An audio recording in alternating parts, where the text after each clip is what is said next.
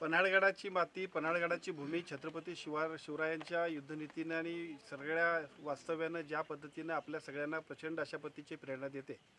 त्याच प्रेरणास्थळाच्या ठिकाणी एक अत्यंत महत्त्वपूर्ण अशा पद्धतीनं एक वेगळं प्रेरणा देणारं अशा पद्धतीचं वीर शिवा काशीदांच्या स्मारकाला आज आपण भेट देतोय. खरं तर वीर शिवा काशीद हे इतिहासामध्ये सुद्धा भविष्य काळात खूप नोंद करायला पाहिजे आणि त्यांचीही प्रेरणा घ्यायला पाहिजे अशा पद्धतीचं व्यक्तिमत्व होतं. त्यांच्या जयंतीच्या निमित्तानं त्यांना अभिवादन करत असताना भविष्य काळामध्ये सुद्धा या परिसराच्या विकासासाठी आणि विशेषतः पन्हाळगडातल्या संपूर्ण परिसराच्या विकासासाठी आपण प्रयत्न करणार आहोत. त्या सगळ्यामध्ये या ठिकाणी आल्यानंतर इथल्या सगळ्या प्रमुख सहकाऱ्यांनी आमच्या पदाधिकाऱ्यांनी सुद्धा जे काय सांगितलं,